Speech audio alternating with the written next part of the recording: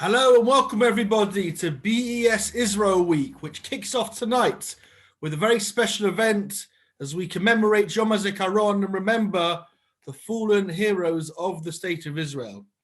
We will hear a very moving talk shortly from my good friend Rabbi Gideon Black, who is joining us all the way from his home in New Jersey. But first, let me tell you a little about him. Rabbi Gideon Black is the Director of Professional Recruitment and Leadership Development for the OUJLIC, where he hires and mentors rabbinic couples on university campuses across North America and in Israel. Previously, he served as the OUJLIC rabbi at NYU at New York University. Gideon was born in Glasgow and raised in London and was actively involved in Bnei Akiva as a teenager.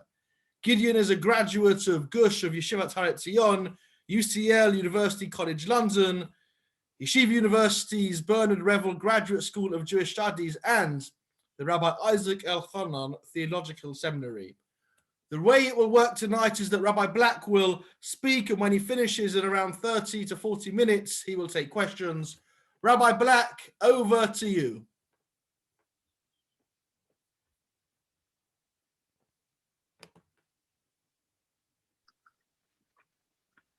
Thank you, Rabbi Taylor.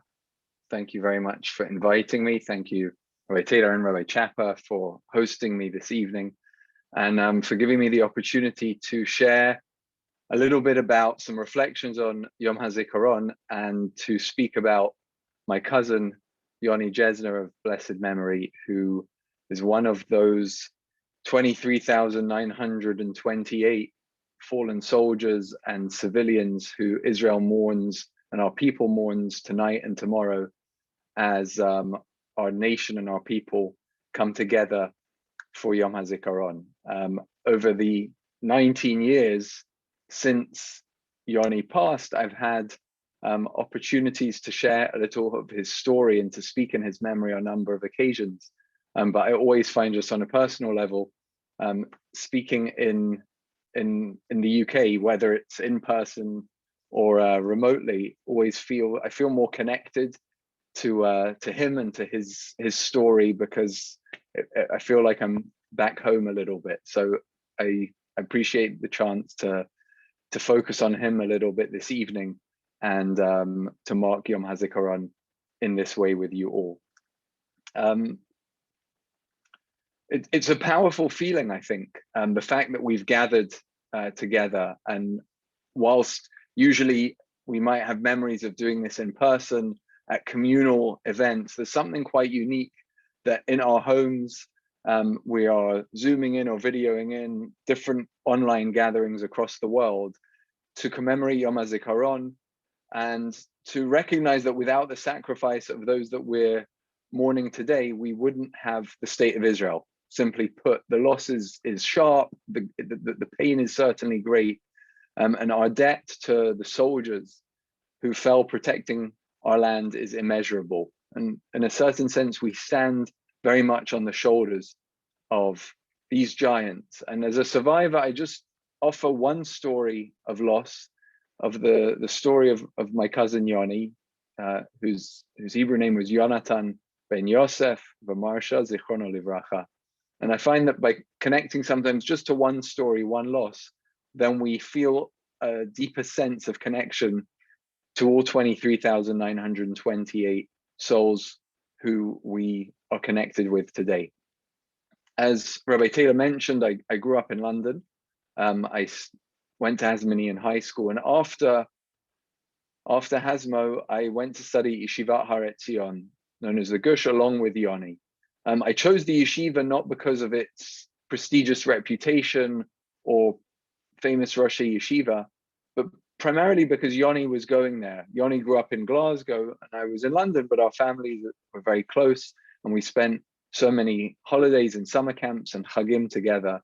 And as cousins of the same age, our progress was in a certain sense linked. And if Yoni was going to Gush, I wanted to as well. We started yeshiva in autumn 2001, just as the second intifada had really picked up steam and the terrible shootings and suicide bombings had become a constant threat to the daily lives of Israelis. And when we think about terror lately, the experience of terror in Israel lately, thank God, is a relatively quiet period.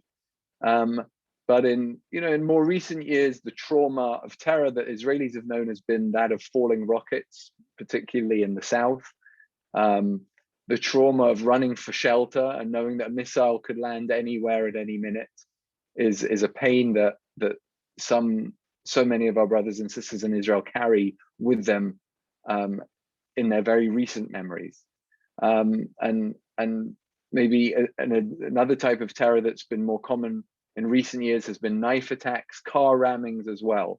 But in the early 2000s, it was suicide bombings. That was the Intifada. Almost weekly attacks that turned buses and cafes and shopping centers into exploding centers of carnage and death. My first experience with that form of terror was December the 1st, 2001. It was a Saturday night. I remember it vividly. We had planned to go to a concert in the Old City. I remember the singer was Chaim David, the musician, and we had planned to stop off on Ben Yehuda Street in central Jerusalem for an ice cream before getting the bus back to Yeshiva after a busy Saturday night with friends. We crossed Rehov Yafo, Jaffa Street in downtown Jerusalem, to cross over the street to Ben Yehuda right at the foot of the pedestrian area. And as we did so, 2 Hamas suicide bombers detonated their explosives right across the street from us. They killed 11 people between the ages of 14 and 21 and injured 188 people, also predominantly teenagers. These were kids hanging out with their friends on a Motzei Shabbat, just trying to be teenagers, trying to have a good time on a Saturday night with friends. And the emotional turmoil and terror that led to for so many hundreds of families in Israel, and specifically in Jerusalem, was catastrophic. A car bomb exploded on Rehov Rav Kook, which was just around the corner. About 20 minutes later, the third explosion of that night. And that was specifically aimed at harming rescue efforts. My friends and I, who were there that evening, were spared.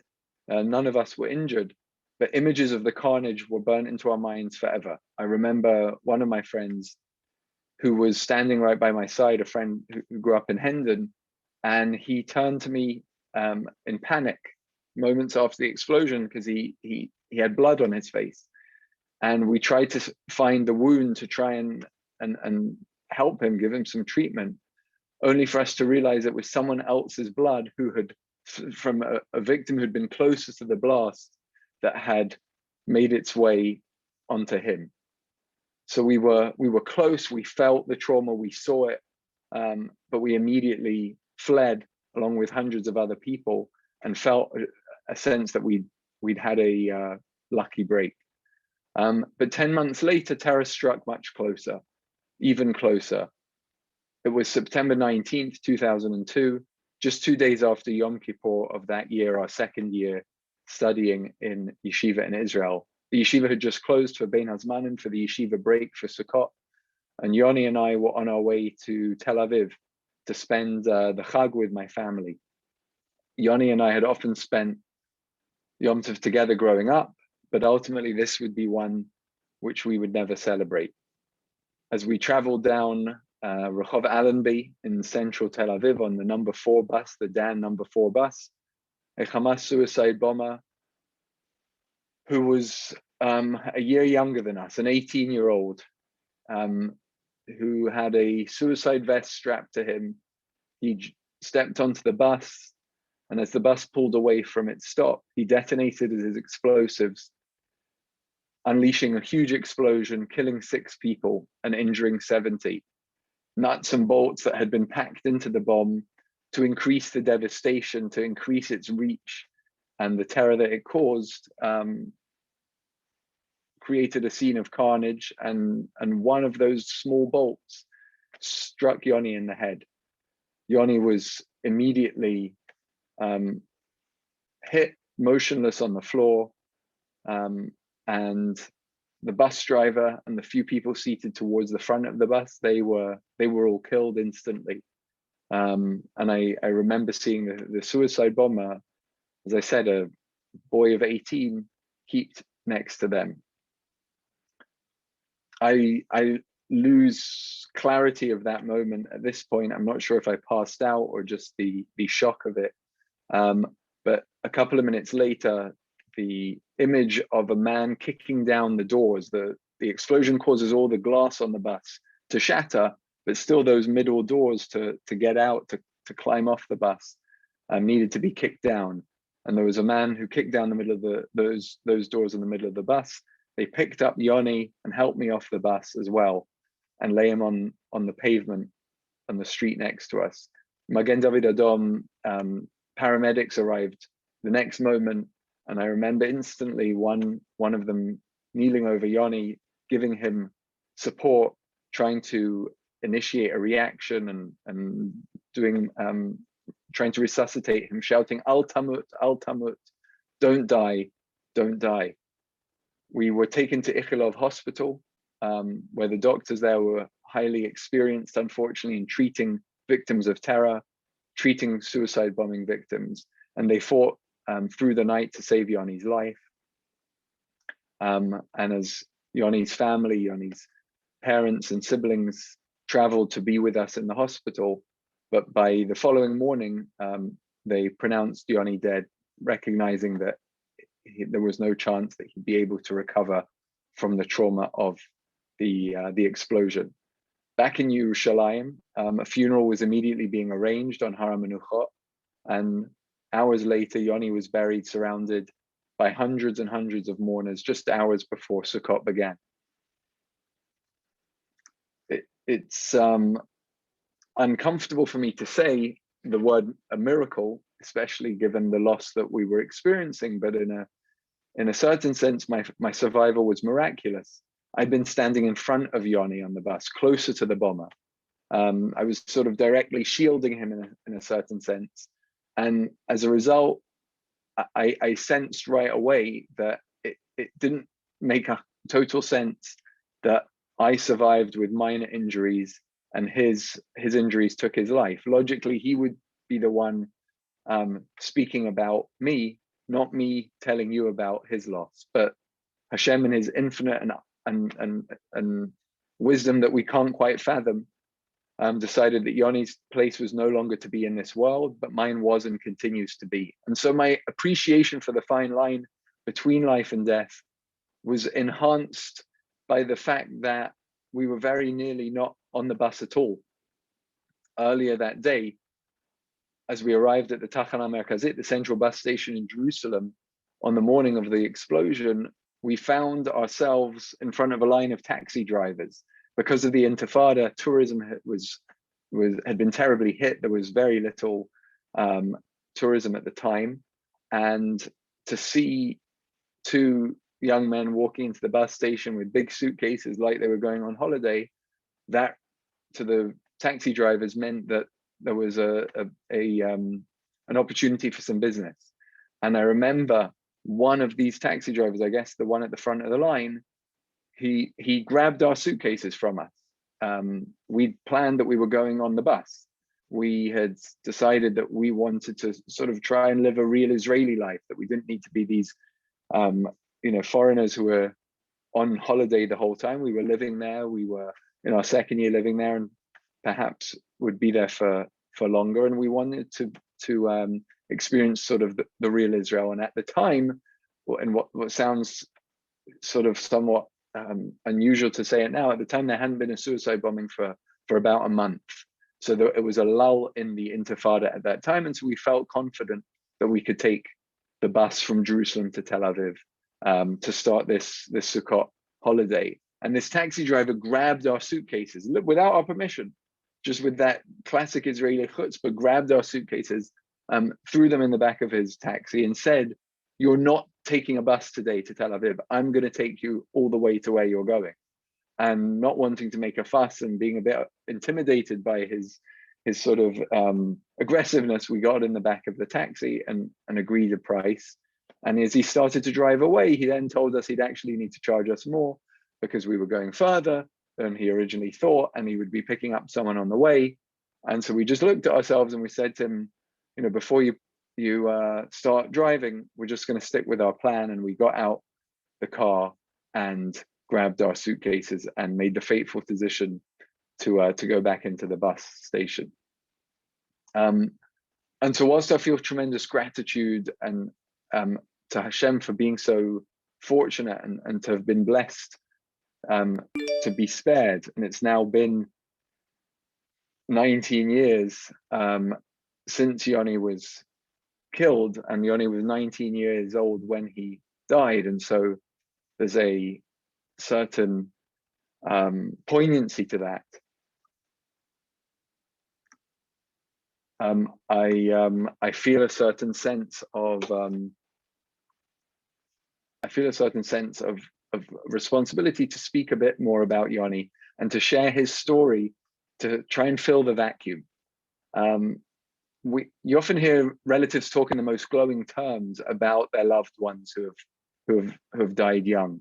But Yoni really was one in a million. Some of you would have been familiar with his story and heard about the amazing person he was. And so for those of you who aren't so familiar, allow me just to share a few reflections. Everyone who met Yoni felt touched by his warm smile, by his infectious laugh, by his care for every individual. He, after Yoni died at the funeral, Yoni's brother said that he accomplished more in his 19 years than most people do in a lifetime. And that's a mantra that has stood with us and certainly remained true. I was always so proud just to be associated with him, just to be his cousin, to be part of his family, to be his friend.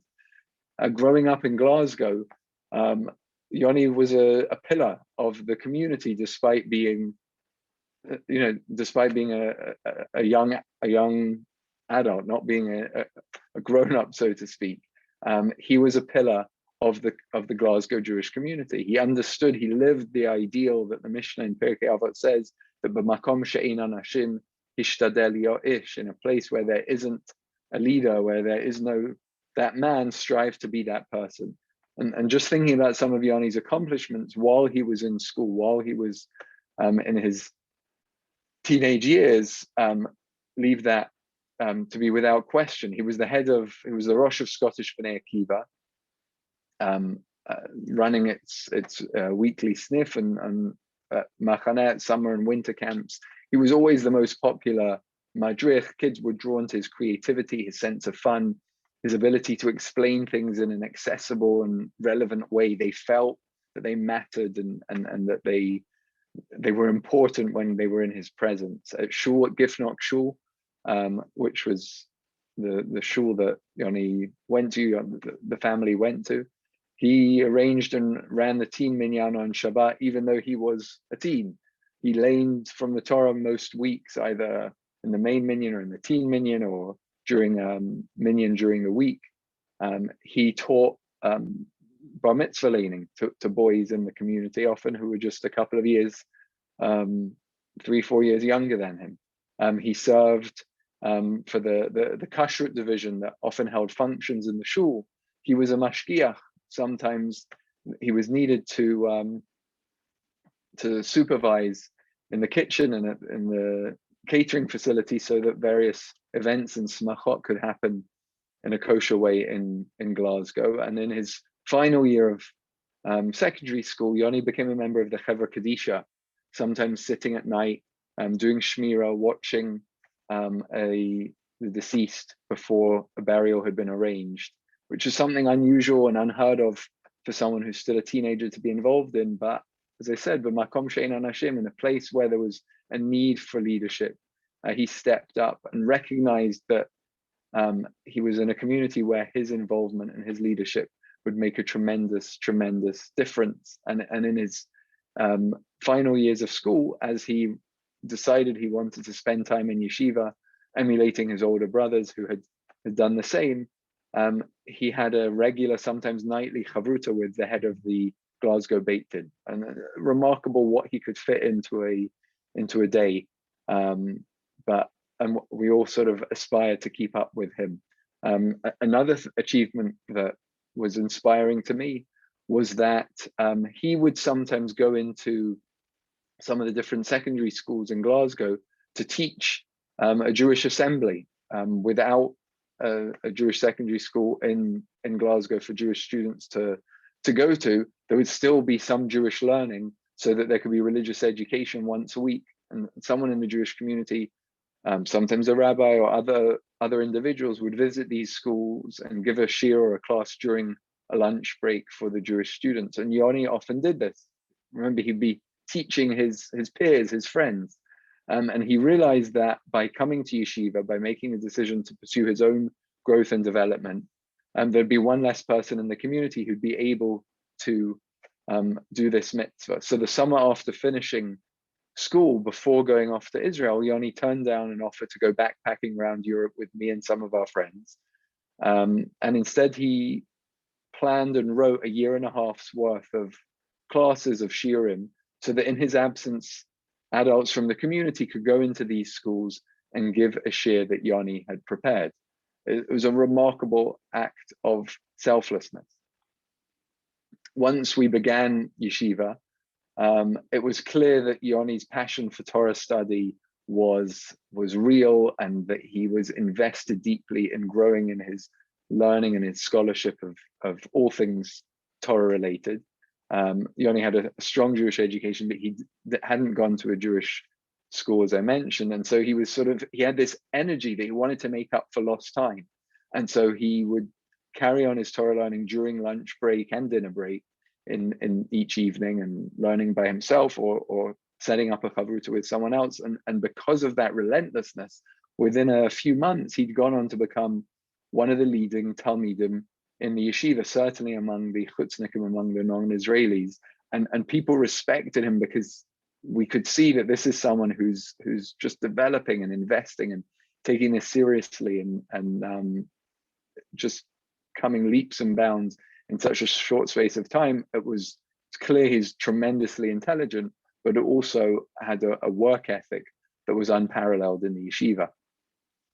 Yoni's intellectual gifts and passion for learning, though, did not mean that he didn't prioritize chesed. He was unflinching in his commitment to giving and caring for others. I think this was clear from his career trajectory. Yoni knew from a relatively early age that he wanted to be a doctor, that he wanted to emulate our grandfather and pursue a life in medicine. And he'd had summer jobs at Shari Tzedek Hospital, and really felt that the best way that he could look after others, do chesed, and be a giver was to be a doctor. And he was due to study at UCL, had a place at medical school at UCL for after our time in yeshiva. And among our family, among our cousins, Yoni was certainly stood out as sort of the best kid in the family, the most devoted son, the most devoted grandson. He was a real example to us all of kibud av v'aim, of someone for whom there was nothing that was too much for him to do when he was showing respect and deference and love for his parents and grandparents and aunts and uncles. I remember every Shabbat afternoon, regardless of the weather, he would make the walk along with siblings and cousins and others to visit his grandfather.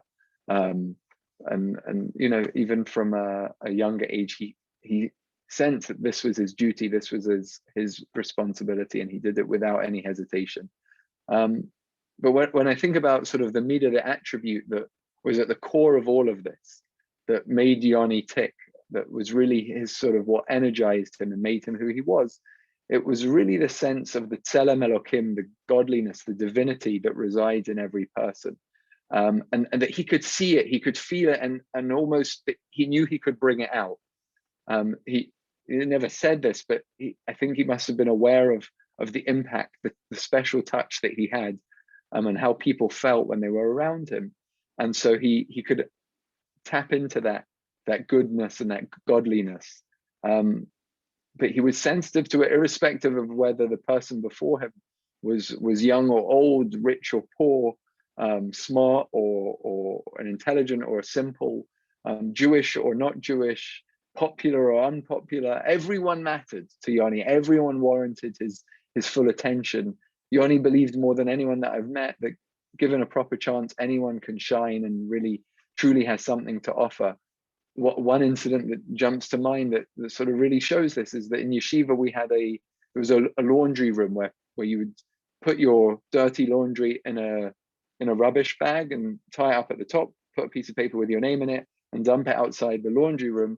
And the laundry man, an elderly Egyptian man named Masood, would do the laundry, put it back in the bag, and you'd pick it up the following day.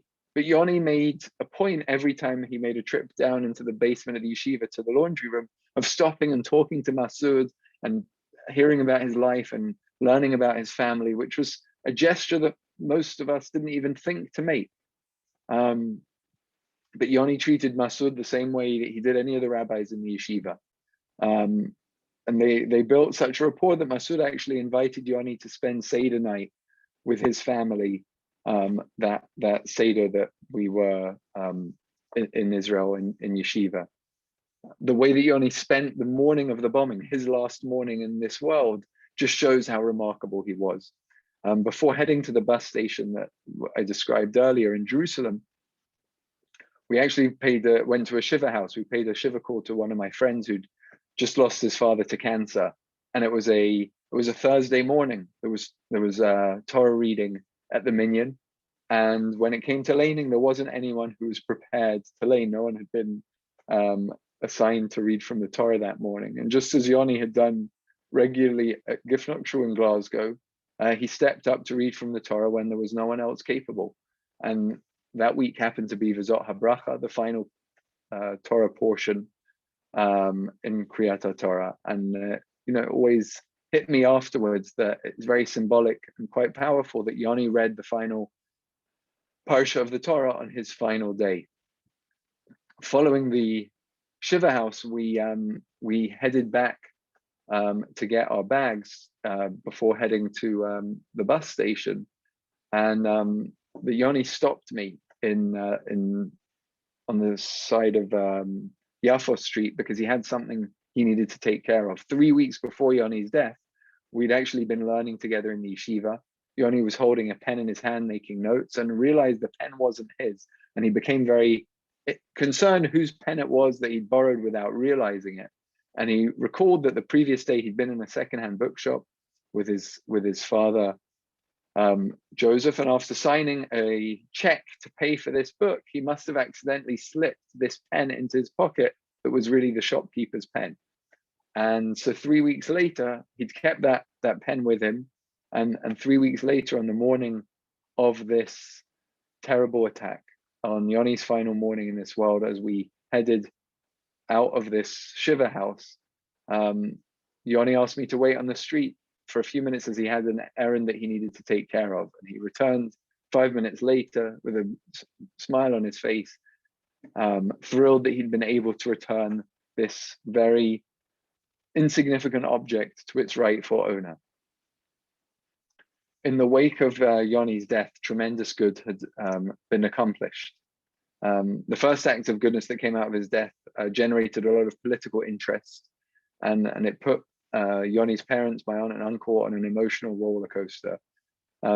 We sat in the Ramada Hotel in Jerusalem. That's where the family had gathered to be together for the days after the funeral, because this happened at Erev Sukkot, so the Shiva was cancelled by the Chag, but we still gathered as a family and received some visitors while we were spending Sukkot in the hotel. And we opened the newspaper to see headline that Jewish victim of Palestinian terror saves life of Palestinian girl. What had happened was the hospital, the doctors who had been treating Yoni that night, recognized that there was an opportunity to donate some of Yoni's organs before he was buried. He was a healthy, strong young man, and he had a acute wound to the head, but the rest of his body was untouched, and so he was an excellent candidate for organ donation. And so after consulting with the rabbis from the yeshiva, Yoni's parents had the confidence and the selflessness to feel that if Yoni's dream to be a lifesaver, to give people health and life as a doctor could no longer be fulfilled, then at least in his death, he should be able to do so. And what transpired is that two Jewish Israeli men from Tel Aviv received organs, and also an 8-year-old Arab Israeli girl from East Jerusalem. Her name was Yasmin Abu Ramila. She received a kidney from Yoni. She'd been on dialysis for 2.5 years. Her condition was worsening, and this gave her a lease on life. And international media so keen always to portray Israel as the villain in the Israeli-Palestinian conflict picked up this story as one of tremendous heroism and hope. And it was such a Kiddush Hashem that Yoni made it in that moment. After the Sukkot, I returned back to yeshiva, but back in the UK, Bnei Akiva organized fundraising projects with the goal of dedicating a Magen David Adom ambulance in Yoni's memory. And it only took about 10 months after Yoni's death for all the funds to be in place to donate the top of the state-of-the-art Magen David Adom ambulance that circles the streets of Jerusalem today doing life-saving work. Another thing that happened in light of Yoni's death was that some of the perpetrators were even brought to justice. The Israeli Arab who used his citizen's ID to drive the suicide bomber through checkpoints in the West Bank to Tel Aviv, he was caught and sentenced to 6 life sentences, 1 for each person that was killed on the bus. And 3 years after the bombing, in 2005, while I was studying at University in London, the CIA brought me to New York to give testimony in a case against a man called Mohammed al-Hassan al-Muayyad, who was a Yemenite sheikh, and who it turned out was one of al-Qaeda's major philanthropists. Al-Muayyad had actually arranged funding for Hamas operations, as well as personally having donated $20 million to Osama bin Laden in Afghanistan prior to 9/11. And what the American surveillance teams had discovered was that on September 19th, 2002, on the day of the bombing in Tel Aviv, a CIA informant who was working on an operation in Yemen heard this Sheikh al-Muayyad announce the news of a bombing in Tel Aviv at a jihadi training camp graduation ceremony. And this informant, this undercover operative, immediately checked the news networks to see about this story, but it wasn't live yet. He was making this announcement only minutes after it happened, and the informant realized that this individual must have had some involvement, and so he courted al-Muayyad. He set up a sting operation where al-Muayyad would travel to Germany to meet someone who was pretending to be a prominent American Muslim businessman who was keen to support jihadi efforts in the Middle East. And they had bugged this room where al-Muayyad had explained how and exactly where and when he managed to finance Islamic terror and how he would do it if this individual would offer more financing to support their effort. And once they got the information that they need, German police who were working together with the CIA stormed the building, arrested him, and he was then extradited to New York for trial.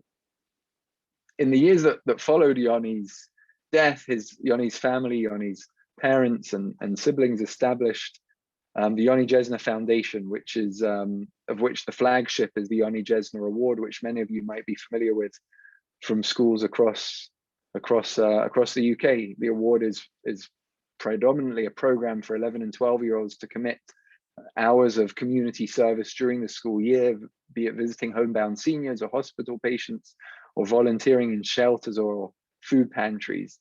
And this intensive chesed work has proven to be such a catalyst for good for Jewish kids across the UK to incorporate more community service into their weekly schedules throughout their formative teenage years.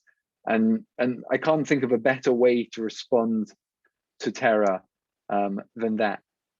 Such an amazing tribute to Yoni and to who he was and what he was all about. Maybe if I can just share a further reflection just about the place that Yoni's buried.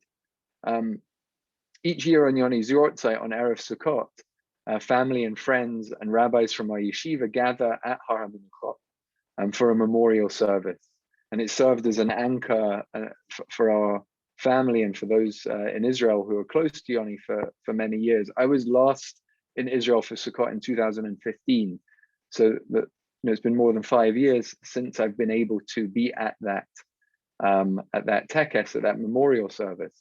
But I remember going that year, and unfortunately I returned to Har HaMenuchot a few days after Yoni's Yortzeit in 2015. I went back because I wanted to attend the Levaya, the funeral of Rav Eitam and Naama Henkin, who were shot and killed driving home from visiting family with their 4 sons in the back seat of the car. That day, this was the first day of Chol HaMoed Sukkot 2015, thousands and thousands of people, some who knew this couple, but many more who didn't, filled the cemetery in an incredible demonstration of Achdut Yisrael, of Jewish unity. It was a harrowing funeral to be at, not just because obviously it brought me back to Yoni's funeral and that place being so sensitive for so many of us, but just for the loss that the Jewish people were experiencing that day from that most recent terror attack at the time. To hear their oldest son, the Henkin's oldest son, and a 9-year-old orphan recite Kaddish was chilling. To see the president of Israel flanked by the chief rabbis of Israel, Ashkenazi and Sephardi on either side of him, alongside the mayor of Jerusalem and half of the cabinet of the Israeli government, sobbing openly as they stood over the covered bodies of Rav Eitam and Naama Henkin, was such a powerful sight, because we're such a tight-knit people that a husband and wife, a couple can be shot fatally in their car at 9:30 at night, and the next morning at 9:30 the next morning, tens of thousands of people can be gathered along with the religious and political leadership of the country, the leadership of the nation, as if they're burying an intimate family member. It was crushing to hear Rabbanit Chana Henkin, who's one of the Torah leaders today in Israel, the mother of Rav Eitam, who was killed in her hesped, vouch to her son and daughter-in-law that she would raise their children, her grandchildren, in her home as best as she possibly could in the path that they had carved. The following day of that Chol HaMoed, another hero of Israel was buried on Har HaMenuchot. This time it was a rabbi called Nehemiah Lavi, who was a resident of the Old City and a teacher at Yeshiva Ateret Kohanim, a famed yeshiva in the Old City. And he was sitting in his sukkah and he heard a woman screaming in the alleyway below, and he ran downstairs to try and help her. And as he emerged from the entrance to his building, he was fatally stabbed by a terrorist who had been attacking this woman.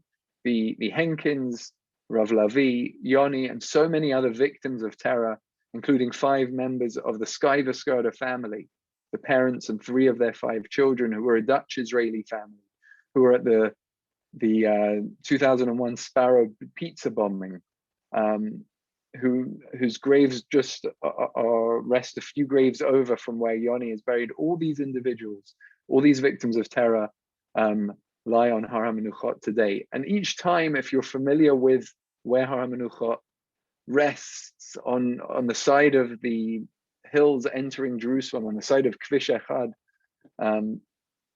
as you enter Jerusalem, up on the right, the gateway to the city, as it's called, it's a really painful symbol of the heavy cost that we have to pay just for being there, just for having Jerusalem, just for being able to call Jerusalem our capital, and for being able to call Israel our eternal home. And it's on nights like tonight, on Yom Hazikaron, it feels, when we think about these 23,000 plus individuals, that cost, that weight is just sometimes too much to bear. The pain is too real and too heavy. but the pain is almost too much to bear, but we'll bear it because we must, because we have no other option, because Am Yisrael can't be defeated, because we will continue the legacy of these heroes that we remember tonight, the 23,928 Chayalim and civilian Kadoshim. Another remarkable thing that came to light after Yoni's death was some of his writings. In the days after the bombing, we headed back to the Tel Aviv police station to retrieve our bags. And in Yoni's backpack, 2 pages of his handwritten notes were found. They were, these have become famous and inspiring to so many. And so, again, you might be familiar with these, but if not, you must check them out on the YoniJesner.org, on the Yoni Jesner Foundation website. I can post a link in the chat. These were 55 bullet points, tips for life that Yoni had written privately just for himself over the last couple of years of his life. And he wrote them as a guide, as a way of focusing his thoughts to create a culture of ethical behavior for himself. And each comment was dated and were all written while he was 15, 16, or 17 years old. And I'll just conclude by sharing some of my favorites. And as Rabbi Taylor mentioned, I'm very comfortable and happy to take any questions that anyone has at the end. But here are some of my favorite of Yoni's bullet points. Firstly, don't argue a point, even if you're sure that you're correct. Always say, I'll have to check it out because you might be correct. Always listen intently when people tell you about themselves. Don't be scared to get up and dance. You'll get the hang of it. Don't wear your trousers too high up. The job always expands to fill the time at hand. So don't be scared of assuming extra responsibilities. Always call parents of new campers, of new Chanachim, to make sure that they're settled in okay. When you feel you've got too much to do, make a list. There's nothing like organization to bring you back down to earth. Is the situation that needs to be changed, or is it you? And finally, if you find it difficult to motivate yourself to do something useful, then ask yourself the following questions. At the end of this week, what will I have accomplished? Will I have watched TV, or will I have watched my actions? Will I have changed my hairstyle, or will I have changed someone's life? Will I have shared gossip, or will I have shared knowledge? Thank you all for listening this evening and for allowing us to honor Yoni's legacy as we honor 23,928 legacies from our people this evening. Rabbi Black, thank you so much for that incredible tribute. At the beginning of your remarks, you said that you felt connected to us because we're all English. Well, I can tell you that we all feel connected to you because of the incredible way in which you shared your story. Now it's time for questions. Thank you. You can ask questions by either raising their hands or you can put a question in the chat. But if people don't mind, I'll take the first question. So you said, you spoke very movingly about your story. And as you said, on Yom Hazikaron, we remember the fallen heroes of the state of Israel, people such as Yoni. I was just wondering, how do you feel this Yom Hazikaron compared to the Yom Hazikaron of 16, 17, and 18 years ago? That's a good question. I feel this Yom HaZikaron, I feel a certain sense of there's a sense that with time, there's a saying, time heals all wounds, that as time goes on, pain that we feel is cured, is healed. And there's certainly truth to that statement. And perhaps some of the sort of emotional paralysis and sometimes even physical paralysis that you almost can't move, can't get up, can't be functional on a day when you're, observing a yortzeit or remembering someone who you loved and who meant a tremendous amount to you. In a certain sense, that paralysis softens with time.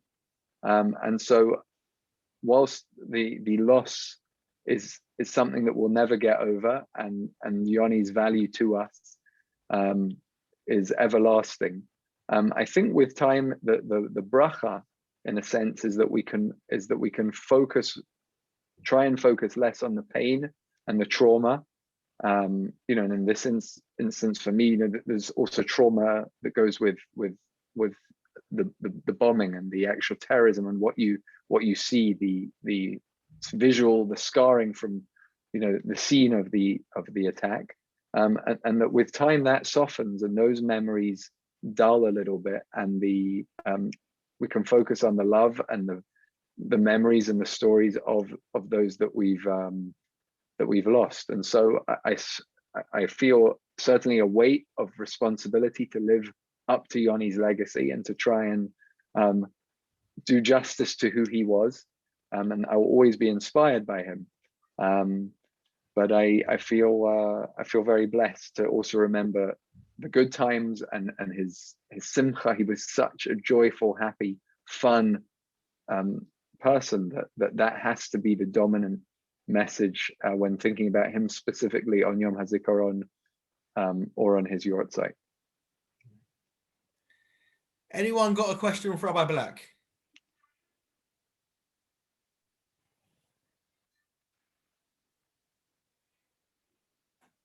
No need to feel shy. Rabbi Black is a good friend, and sure he'll be interested to hear any questions from anyone. He's very, very friendly.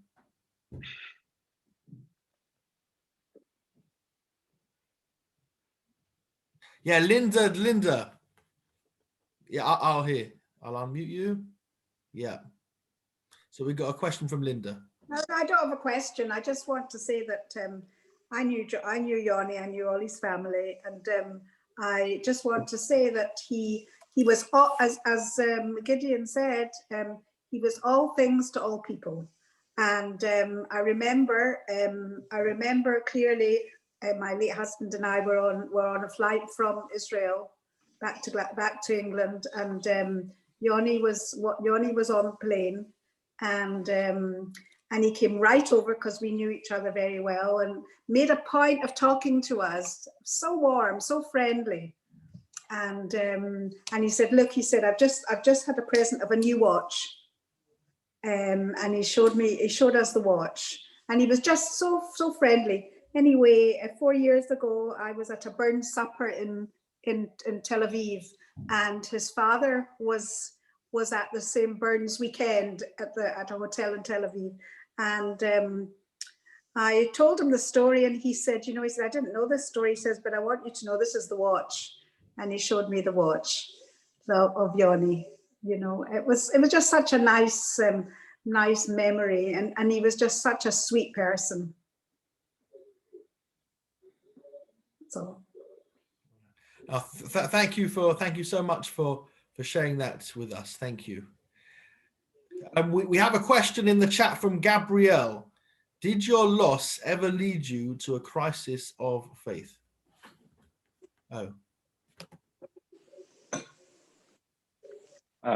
Thank you, Linda, firstly, for sharing that lovely memory. And Gabrielle, thank you for your question. I'm very blessed that it didn't. It didn't lead to a loss or a crisis of faith. In a certain sense, it led to an intensifying of my faith. I saw a lot of death. I saw a bus in which half the people on the bus, the front half of the bus, were killed, and the people on the back of the bus were spared, and we were standing in the middle. And that was almost a metaphor, or a symbol for me of really just being on the fissure right between life and death. And there's an undoubtable experience of being so close to death that leads you to feel a tremendous intensity about life itself, and a closeness that's hard for me to put into words, but an understanding that that our life has purpose, and that we're here for a reason, and that we can never take it for granted, and that our very existence is so fragile. And so I've been blessed to have faith. I realize it's not something that you can switch on and off. It's something, an ongoing experience that you sort of cultivate and try and stick with. And it sometimes, it's like a light bulb. Sometimes it's brighter and it illuminates more in your life and you can feel it more. And sometimes it's a little bit more dim and you can't see things as clearly. But the idea is to recognize that light, that energy is there, and it's and it can be an illuminating thing that gives life so much more purpose. And so I've been very blessed in that regard. Wow. Rabbi Black, just thank you so much for that incredible talk and for the way you answered those questions. It's just been such a moving event tonight. It's been just a huge privilege. And on behalf of everyone here, I wish you continued success in everything that you do. Just thank you so much. That was absolutely wonderful. And that was a very special way for us here at BES to mark Yom Hazikaron. BES community, remember Shul members, remember everyone to join us for part 2 of Israel Week tomorrow. Shimon Kramer at 7:45 will lead us for a special Yom HaZikaron and Yom Ha'atzmaut ceremony, another event not to be missed. Thank you for joining us tonight. Thank you.